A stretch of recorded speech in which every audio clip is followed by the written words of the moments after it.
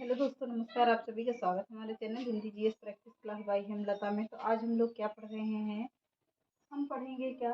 सगुण भक्ति काव्य। यहाँ से सूफी परंपरा खत्म हो गई है। सगुण भक्ति काव्य मैंने चालू किया है, तो प्रैक्टिस सेट भी बीच बीच में आप लोगों को देते रहेंगे। तो इसको चालू करते हैं और पढ़ तो जहाँ से शुरू किया था वहीं से चालू करते हैं। बीच में केवल कल हमने प्रैक्टिस सेट दे दिया था आप लोगों को।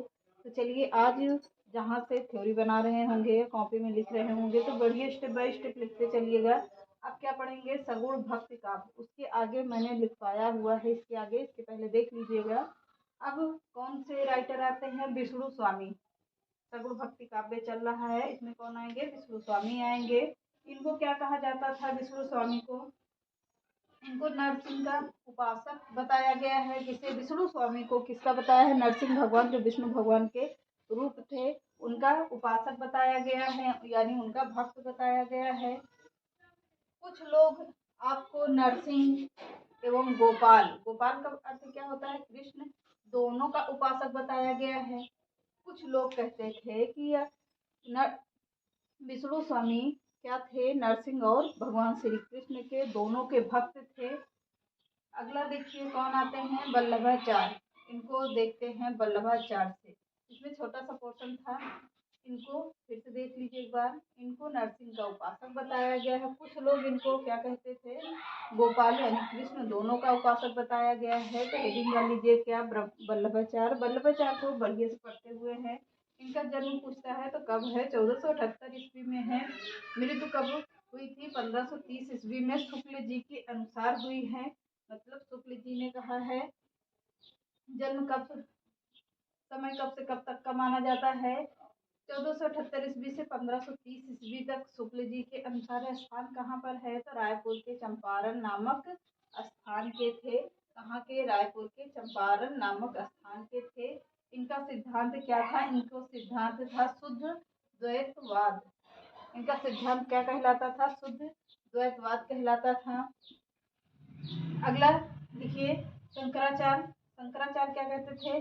ब्रह्म सत्य है, जगत मिथ्या है। क्या कहे हैं कि शंकराचार्य ने कहा है कि ब्रह्म सत्य है पर और जगत क्या है? मिथ्या है।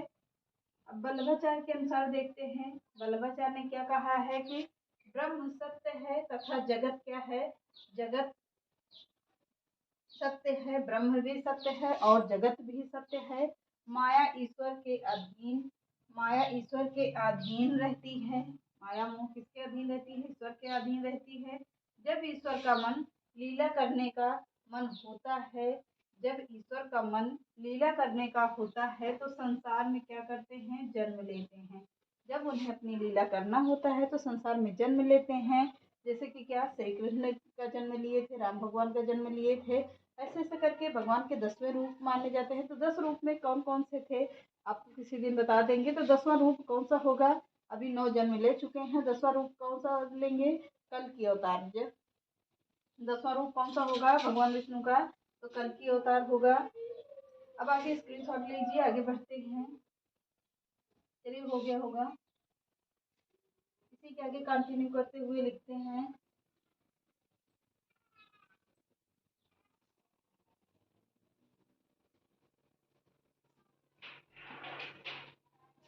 देखिए, आप लोग नोट्स जरूर बना लीजिएगा। नोट्स बनाने से आप ही लोगों का फायदा रहेगा, मेरा कोई फायदा नहीं रहेगा।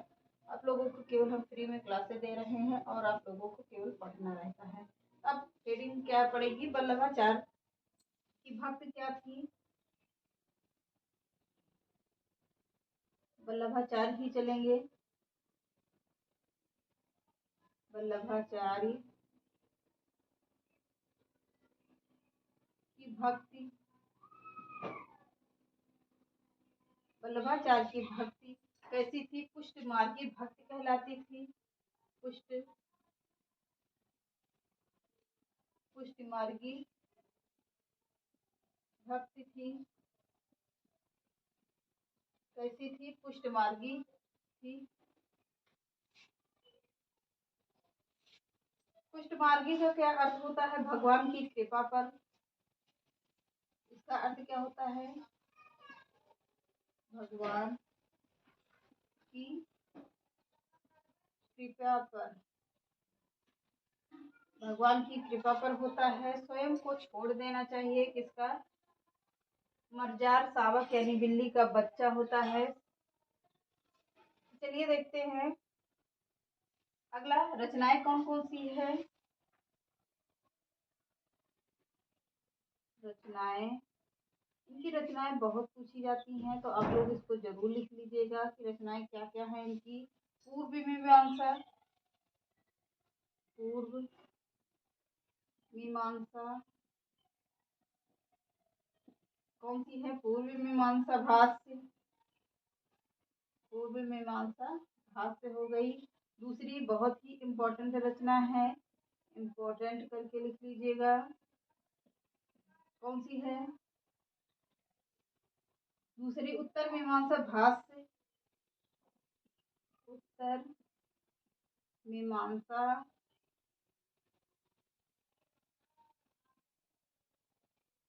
उत्तर मीमांसा भाष्य या ब्रह्म सूत्र भाष्य, या ब्रह्म सूत्र भाष्य। अगला देखते हैं, या अणुभाष्य, या अणुभाष्य क्या है? या अणुभाष्य है। अणुभाष्य में वल्लभाचार्य ने क्या कहा है? अणुभाष्य में वल्लभाचार्य ने अपने शुद्धाद्वैत दर्शन का प्रतिपादन इसी ग्रंथ के आधार पर किया है। किसका? वल्लभाचार्य ने, वल्लभाचार्य ने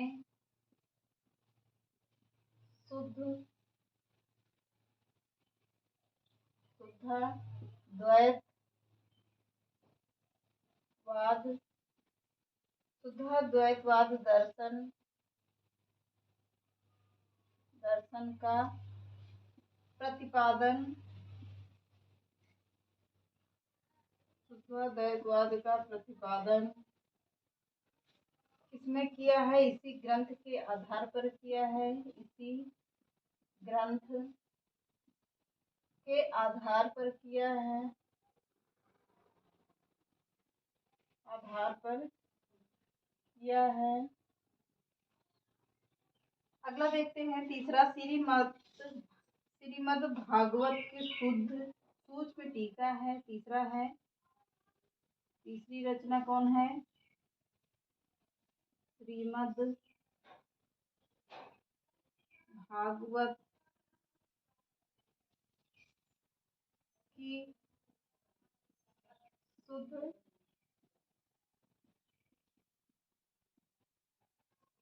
शुद्ध टीका है। चौथी कौन सी है? श्रीमद् भागवत की सुबोधिनी टीका है। चौथी रचना कौन है? श्रीमद् भागवत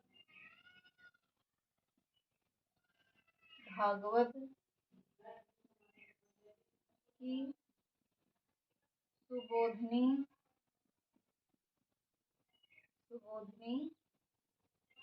श्रीमद् भागवत की सुबोधिनी टीका है। पांचवी लिखिए, तत्वद्वीप निबंध है।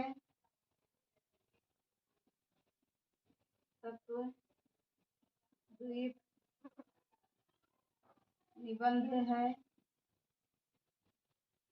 पांचवी कौन सी है? श्रृंगार रस है। छठवीं, सॉरी, श्रृंगार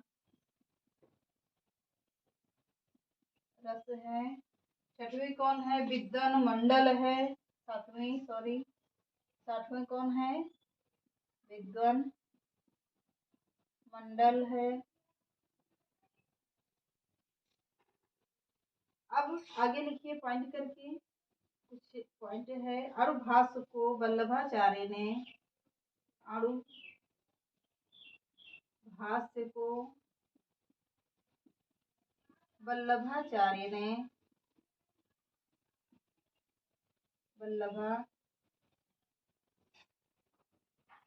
वल्लभाचार्य ने पूरा नहीं कर पाए थे, वल्लभाचार्य पूरा नहीं कर पाए थे, पूरा नहीं कर पाए थे, नहीं कर पाए थे, बल्कि इन्हें 1.5 अध्याय जोड़कर, बल्कि इन्हें 1.5 अध्याय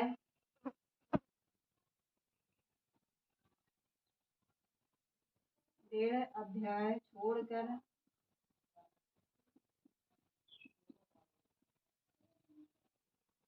1.5 अध्याय जोड़कर है, सॉरी छोड़कर लिख दिया, जोड़कर उनके पुत्र विठल नाथ ने इसको पूरा किया। उनके पुत्र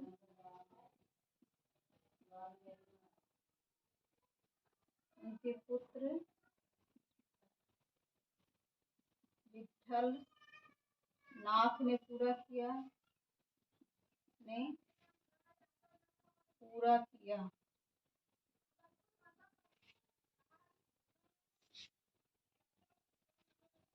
फिर अगला इसी में लिख लीजिए, वल्लभाचार्य जी के बाद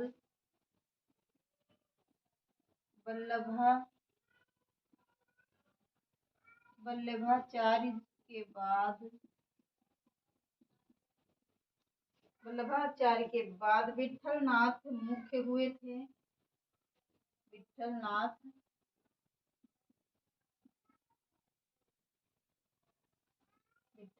कौन हुए थे? मुख्य हुए थे।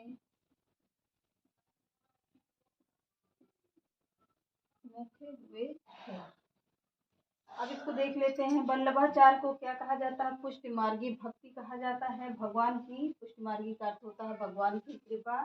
रचनाएं कौन सी है? पूर्व मीमांसा भाष्य है। दूसरी इंपॉर्टेंट रचना कौन सी है? उत्तर मीमांसा भाष्य है, या ब्रह्मसूत्र भाष्य है, या क्या है? अणुभाष्य है। अणुभाष्य वल्लभाचार्य ने शुद्धाद्वैतवाद दर्शन क्या किया है? दर्शन का इसी में प्रतिपादन किया, इसी ग्रंथ में प्रतिपादन किया, इसी ग्रंथ के आधार पर प्रतिपादन किया है। तीसरी रचना कौन सी हो गई? श्रीमद् भागवत की शुद्ध टीका हो गई। चौथी कौन सी है? श्रीमद् भागवत की सुबोधिनी टीका हो गई। पांचवी कौन सी है? तत्वदीप निबंध है। छठवीं कौन सी है? श्रृंगार रस है। सातवीं कौन सी है? विद्वल मंडल है। पॉइंट करके लिख लीजिएगा। क्या अणुभाष्य को वल्लभाचार्य ने पूरा नहीं कर पाए थे? क्या था? अणुभाष्य को वल्लभाचार्य नहीं पूरा कर पाए थे। तो इनके पुत्र कौन थे? विठल नाथ ने इसको अणुभाष्य का अध्याय जोड़कर इसको क्या विठल नाथ ने पूरा किया था। वल्लभाचार्य के बाद विठल नाथ क्या हुए थे? प्रमुख हुए थे। अब इनकी रचनाएं बहुत सारी हैं, इनके बारे में बहुत सारे कथन हैं। रचनाएं देखते हैं। तो चलिए आज इतना ही रखते हैं। कल हम लोग पढ़ेंगे क्या, इनके बारे में बहुत सारी रचनाएं हैं जो एक एक चीज पूछी जाती हैं। या तो रचनाएं देख लेते हैं, रचनाएं देख ही लेते हैं, थोड़ा सा टाइम है, नहीं फिर आधा अधूरा रह जाएगा आप लोगों का। फेरी डाल लीजिए। क्या रचनाएं किसके? विठलनाथ की रचनाएं बहुत ही महत्वपूर्ण है जो पूछी जाती हैं।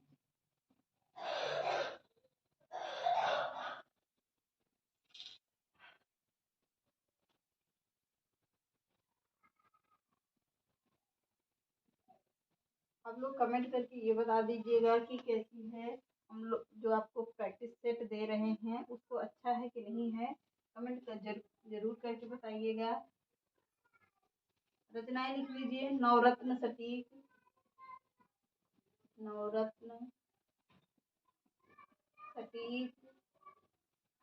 दूसरी रचना कौन सी है? और भाष्य 1.5 अध्याय, अणु भाष्य के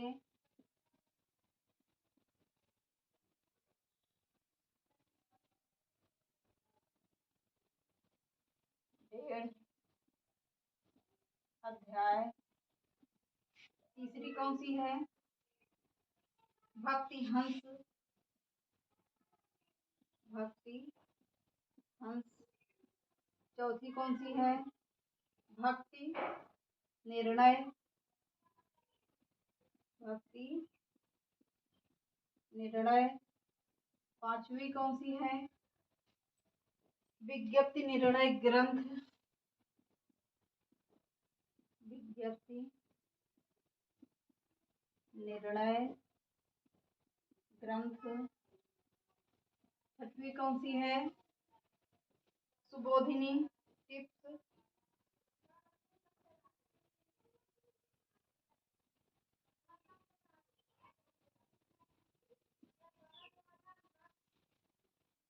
सुबोधिनी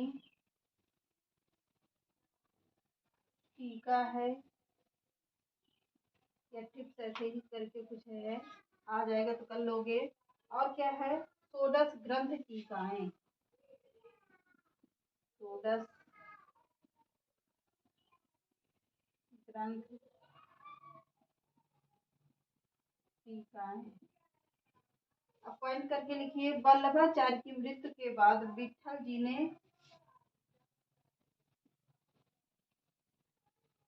वल्लभाचार्य के मृत्यु के बाद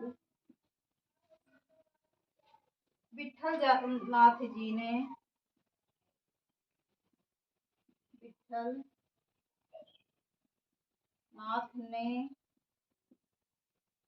1565 ईस्वी में पूरा किया था। 1565 में विट्ठलनाथ की मृत्यु के कह रहे हैं। विट्ठलनाथ की मृत्यु के बाद वल्लभाचार्य की मृत्यु के बाद विट्ठलनाथ जी ने 1565 ईस्वी में इसे गोवर्धन पर्वत पर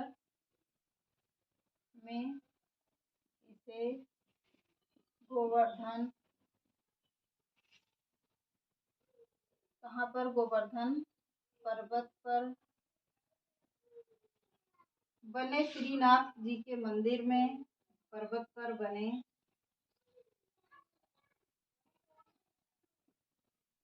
श्रीनाथ जी के मंदिर, श्रीनाथ जी के मंदिर में पूजा हेतु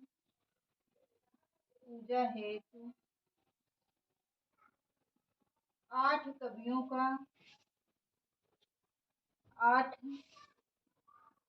कवियों की क्या किया? नियुक्त किया। 8 कवियों की नियुक्त की, जिन्हें अष्टछाप कहा गया। नियुक्त की जिन्हें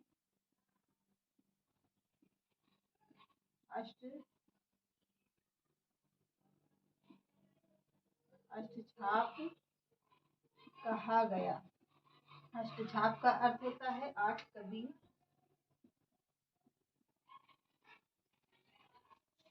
अगला पॉइंट लिखिए। 8 पहर पूजा करने के लिए होता था। 8 पहर क्या बोले कि 8 पहर पूजा करने के लिए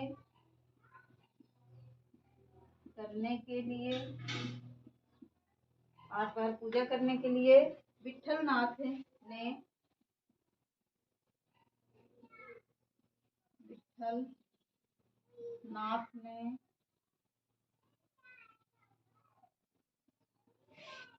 कवियों की नियुक्त किया।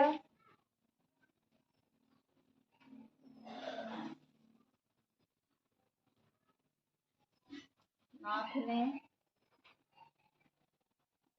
कवियों की नियुक्ति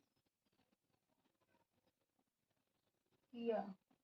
किसके लिए? कि वो पूजा करने के लिए, 8 पहर पूजा करने के लिए विट्ठलनाथ ने किसकी? 8 कवियों की नियुक्ति की थी।